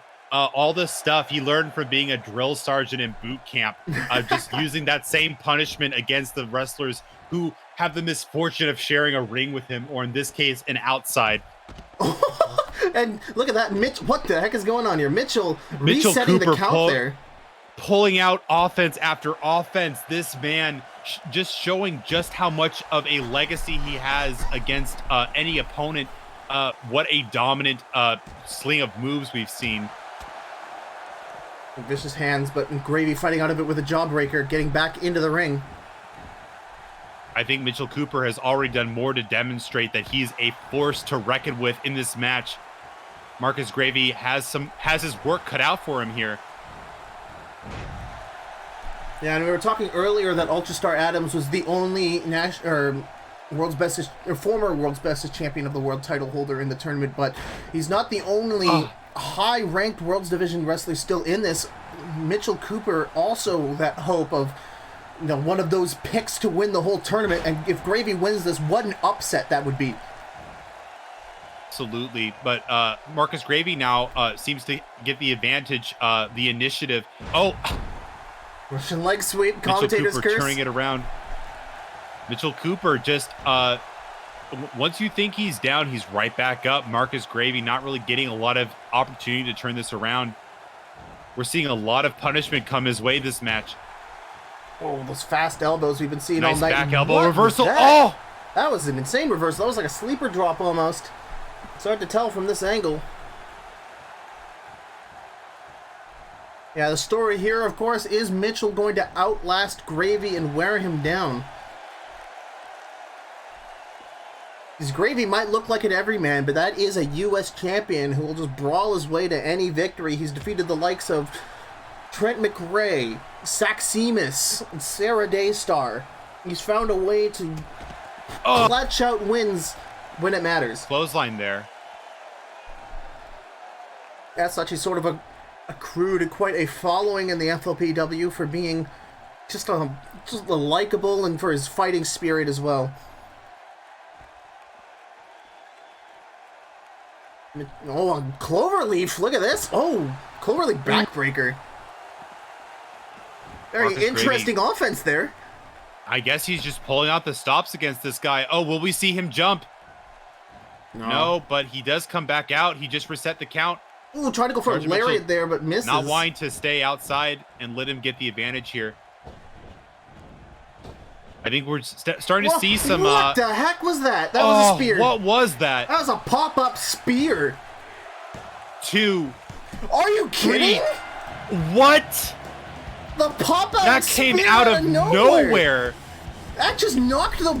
I think I saw a ghost come out of him. Let's look at this. Yeah, you can see that. A little puff of smoke. That was Cooper's soul leaving his body. What an upset underdog run through this... We thought there would be a lot more to this match. Marcus Gravy was like, I'm just gonna go sicko mode on this man. Sergeant Mitchell Cooper showing utter dominance in the beginning part of this match, but Marcus Gravy inexplicably and without no warning whatsoever turning it around and getting a upset victory. What an amazing turn of events. What? Gravy is on something. That's all I'm going to say right now. That man has a dream. And he is dominating everyone in his way in a way that I don't think anybody could have predicted. I think we probably saw the most visible shot of adrenaline that any wrestler has received in the ring this entire tournament. Marcus Gravy, very surprising victory, but now he will be in the quarterfinals against Erica Hayman tomorrow. Against somebody like Mitchell Cooper, like what?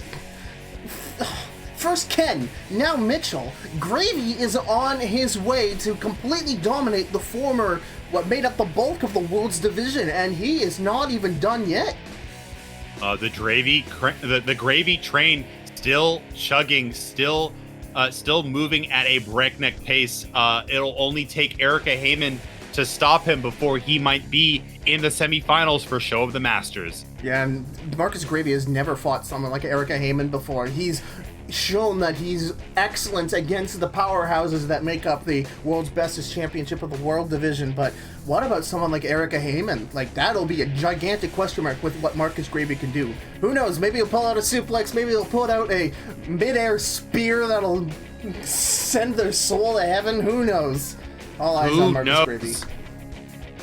All right, and next we'll have Velze Formadill against Father Briggs, two amazing contenders. Velze Formadill easily putting away Chips Fofana in his match, while Father Briggs just beat, just honestly took down Joe Fish with unexpected ease, as you can see from this replay we have.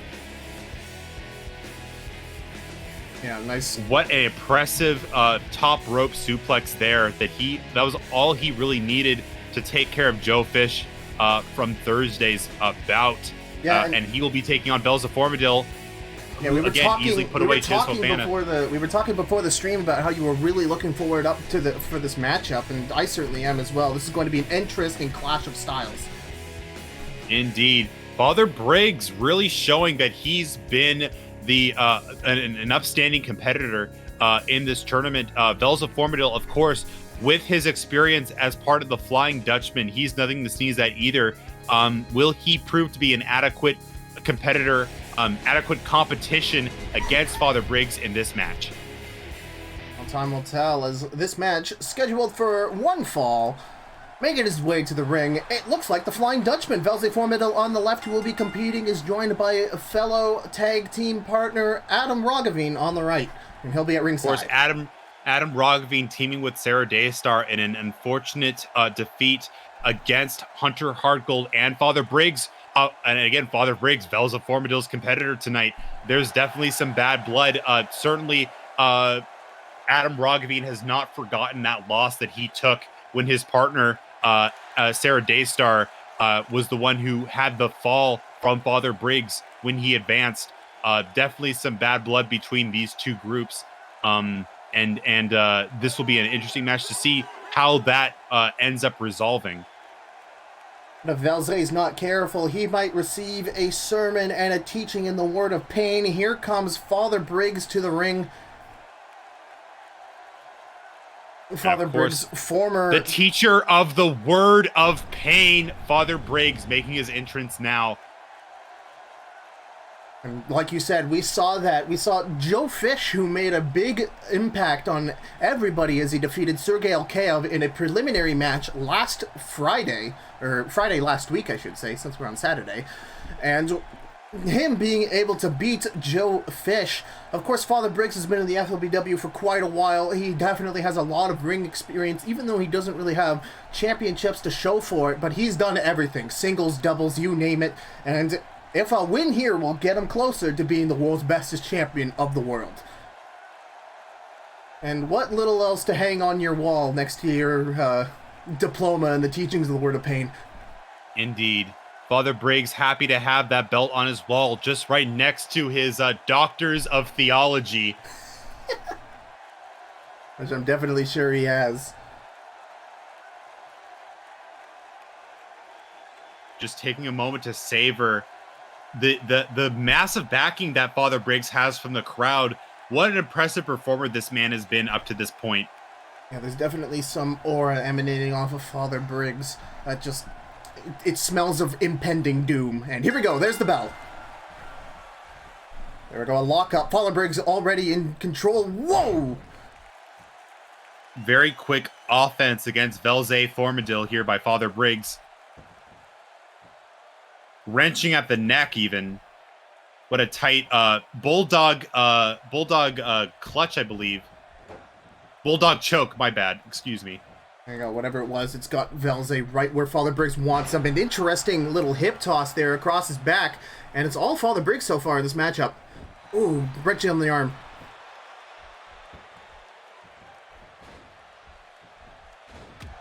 Some clubbing blows. Now, Velze Formadill, a very excellent wrestler in his own right. One of the brightest minds in the FLPW when it comes to... Velze Formadill knocking Father Briggs to the outside. And as we saw, that Forma Killer is one of the most devastating moves. It won him the spot in today's match. Oh, what a thrust kick. Powerful kick. Elbows to the noggin. Got him trapped and nowhere to go. Velze Formadill trying to catch up in the damage race. Father Briggs getting back in the ring here. Big kick to the face of Father Briggs by Velze Formadill. Father Briggs has definitely demonstrated a lot in the lead up to this match, but Velze is not winded at all by that. He's not treating him any different like he would a regular standard opponent, and wasting no time in getting some of that offense in. Well, suplex. Father Briggs in control here, looking to get more on Velze, but the Dutchman sends him forwards there. Nice leg trip. Takes his legs out from under him almost, and Father Briggs doing the exact same thing. Just both wrestlers kicking their legs out from under their legs here in this matchup. Oh, an elbow. But Velze can't capitalize. Indeed, Father Briggs still the man to beat in this match. Oh, gets the knee! Nice reversal there. Interesting knee there. Oh my goodness, it's reversals on reversals over here. What does Father Briggs have next? Oh, the leg clutch right here. Oh, an Indian deathlock, I believe. prying the two legs apart at angles that you don't really want your legs to be pried apart at. Some chops to the back, but Velze reverses with that elbow there. Father Briggs still the dominant man. Put him in a guillotine choke into a Russian leg sweep. A very prevalent move in the FLPW for sure. Oh, a knee drop! Oh!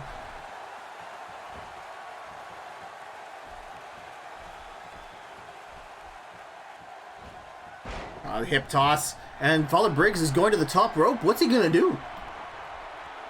It's anybody's guess, but Father Briggs is... Oh, a nice splash. Nice splash maneuver by Father Briggs. Not willing to get too complicated here. He's just doing what he knows works. But Velze Formadill kicking out at 2 from that pin. Oh, a big dodges that dodge. Looked like a very powerful kick. Very lucky for Velze Formadill to dodge out of it. We're seeing some elbows to the face as Velze Formadill locks in the head of Father Briggs, going for a pin attempt now. One, two. Two. That's a 2 point. That's a 2 bound. It's only a 2, really. Doing it again, back to it. That wasn't enough. Better just return to what was working before. Yeah, really wearing down there on the head. Velze, oh, schoolboy. Oh! Super kick. Right to the chin there. All that damage Velze's been doing to the head of Father Briggs. Will that be enough? 2. Oh, no, not quite. Just barely still a 2 count.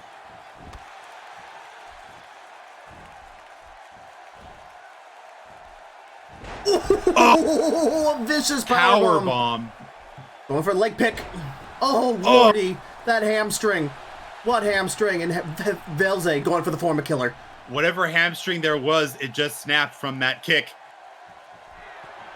Father Briggs is in for trouble. Former killer. Former killer. 1, 2.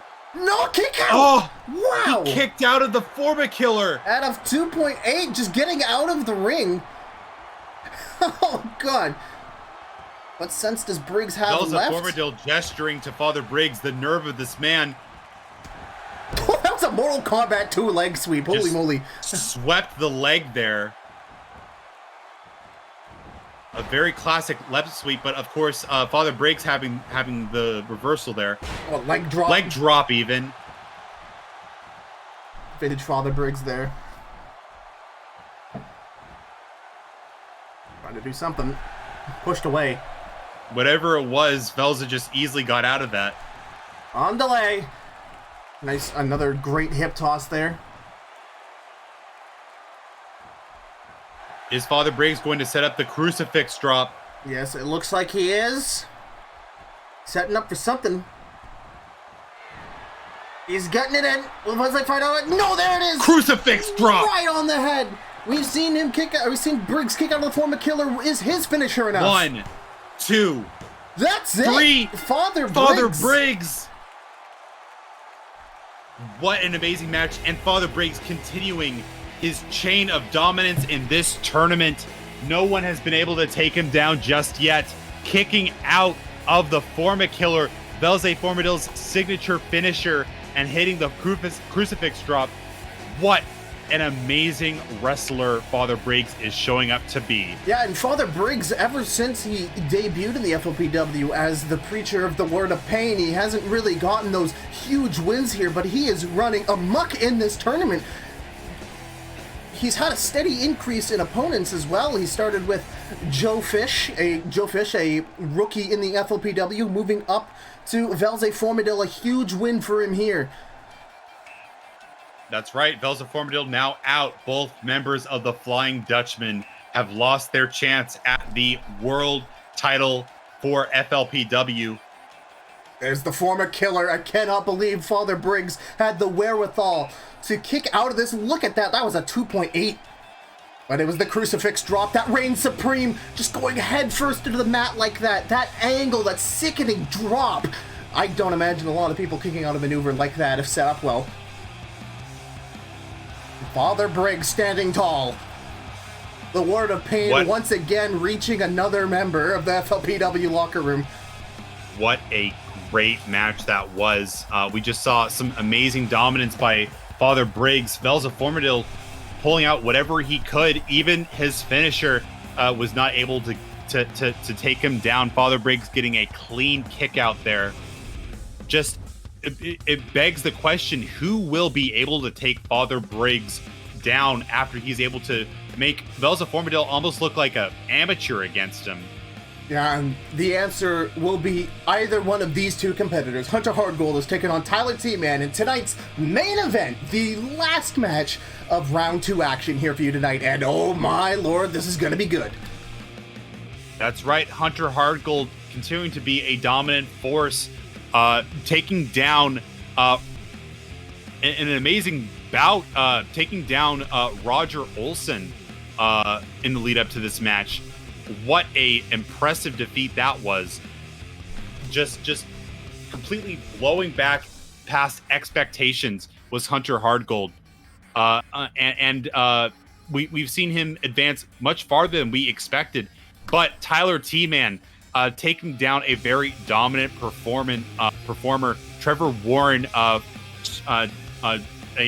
big match because two former tag team partners just going toe to toe, and Tyler T-Man coming out with the dominant finish there. This will be our main event. Will Hunter Hardgold be able to take down Tyler T-Man's offense? Yeah, not only that, but this whole match is steeped in a blood feud. There is no older feud in the FLPW than the Hardcore Unit and the Beast Crew, but it is not the Beast Crew. It is just Tyler Straight Savage T-Man. It appears that Trevor Warren will not be joining him at ringside. They split amicably before the tournament, as we talked about earlier, and since the round 1 matchups in this tournament were randomized, they were all shuffled. He went up against his best friend Trevor Warren in the previous matchup here, and they had a spectacular bout, but Trevor ain't gonna save him from Hunter Hardgold, who will no doubt be joined to the ring by Eddie Chumbo. That's right, Hunter Hardgold of the Hardcore Union, performing far better than his partner Eddie Chumbo, who we originally thought would be the more dominant of the two, has proved to drop out earlier, and now Hunter Hardgold carrying the team forward in this match. Well, it's a bit unfair to say that. His round 1 opponent was, a little known wrestler, Ultrastar Adams, who refused to be pinned by anything Chumbo did. And speaking of but which, of course, Hunter Hardgold coming up against Roger Olson, another very dominant wrestler. Oh my god, that match was so good. So the thing was, Roger Olson did everything he could to try to get that man on the left. Hunter Hardgold is competing in this matchup, down for the 3 count, but nothing worked. We saw Roger Olson bust out moves we've never seen him do. He did a jumping senton from the top rope, and I've never seen him jump off a roadside curb, let alone the top of the rope. So that was a different show of desperation as somebody who will not quit to bring the world's bestest championship of the world into the hands of the Hardcore Union. We will have tag team wrestler against tag team wrestler, but both these wrestlers proving to be the most dominant members of their tag team so far. Just a impressive lineup we have. And here we are, Hunter Hardgold, Tyler T-Man. If we've learned anything from the Jordan versus the match Jordan was in earlier this evening, it's that having somebody in your corner can mean life or death. And T-Man not having one of his best friends in the whole world, Trevor Warren, with him in this matchup against 2 of his most hated individuals in all of the FLPW. Hopefully that doesn't come to bite him.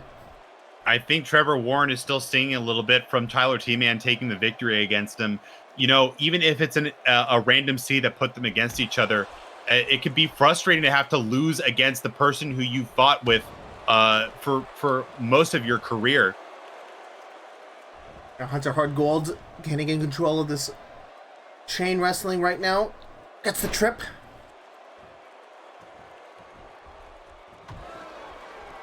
Hunter Hardgold getting some blows in, gets some kicks. A nice spacing here from T-Man.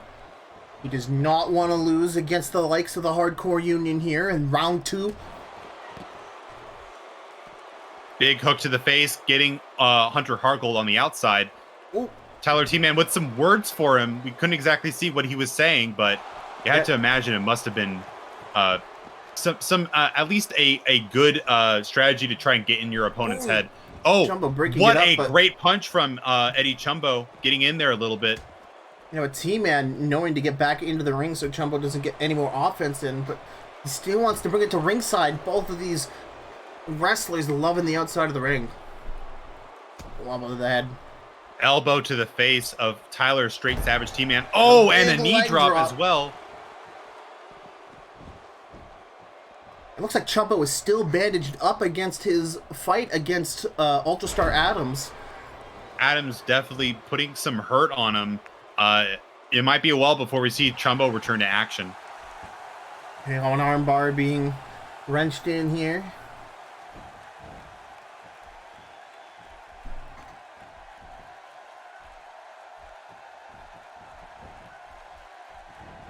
See, Tyler T-Man has the initiative here, getting some Snap Mary to an elbow. Disciplined elbow to the head. Oh, but now Hunter Hardgold is up. Oh, nice arm drag. It's reversals on reversals here. Who is going to be on top here? It looks like Hunter Hardgold for the most part. Yeah, it's a hanging suplex. Oh, senton for the second rope. Oh, my lordy. The tail of the tape favors Tyler Straight Savage T-Man, but Hunter Hardgold is crazy enough to not get knocked out by anything. I mean, even in this opponent, Hunter Hardgold has been outperforming expectations. Tyler T-Man has to be careful not to underestimate his opponent here. Yeah, 100% agree, especially, like I said, not having Trevor in his corner. Oh, vicious elbows there. Strike after strike, Tyler T-Man not willing to leave anything up to chance.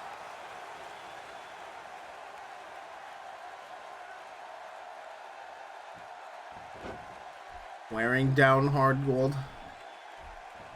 Like, what is your strategy against somebody who just doesn't quit? That's the question of the night, and no one really knows that other than Tyler T-Man right here. You know, no one's gonna know the best offense for Tyler T-Man except for Tyler T-Man. He's the only one who has any idea of how he's gonna do, apart from what we've seen from these wrestlers' past performances. Got the chin lock in. T-Man fighting out with a jawbreaker.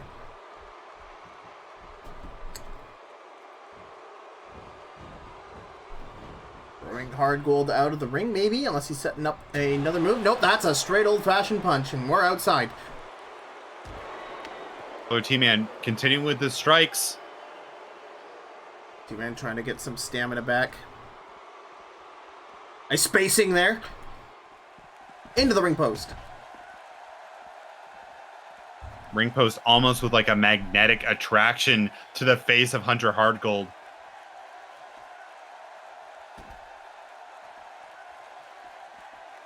Looks like we're going barricade words here.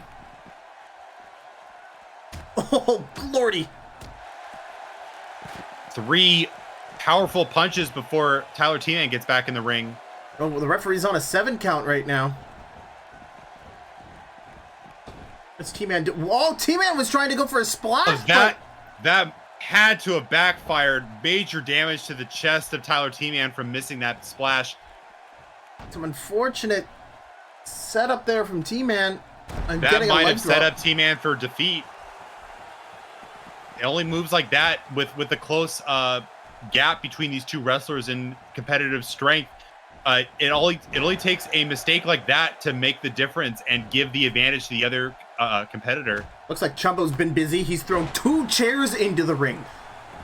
Well, when you got nothing else to do, Eddie Chumbo's gonna be busy. Idle hands make the devil's. Idle hands on the devil's workshop. Yes. Yep. We're gonna see suplex onto the chairs. Oh! Suplex on the chairs, and the ref didn't see it. Will Hunter Hardgold be able to get a pin here? What a vicious move. 1, 2. That's a 2. Kick out at 2. But how much damage did that do? Tyler T-Man may have kicked out, but you know that is gonna have to leave some lasting damage on your spine. Yeah, ladies and gentlemen, those are literally the cheap sheets. The cheap seats. There's no padding on those whatsoever. Looks like the referee's doing a bit of cleanup. Oh, drop kick. It's going to take a while, though. You have 2 chairs in there. There's still 1 remaining. Yeah, if the referee gets distracted and Hardgold gets a chance, referee's dealing with it. There's the other one. Now Hunter Hardgold has Tyler T-Man in a headlock. Oof! Eddie Chumbo getting the distraction that Hunter Hardgold needed. Nice neck breaker there. Backbreaker, neck breaker combo. Will that be it? 2. Almost. Kick out just before 3. Tyler T-Man still in it.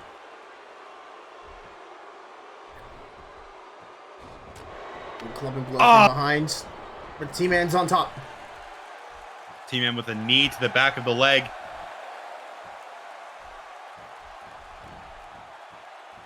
Hunter Hardgold's got Tyler T-Man in his grasp here. Just a leg drop on the arm there. Hardgold laying into his opponent. Oh, rubbing the face in the canvas, followed with an elbow. Oof.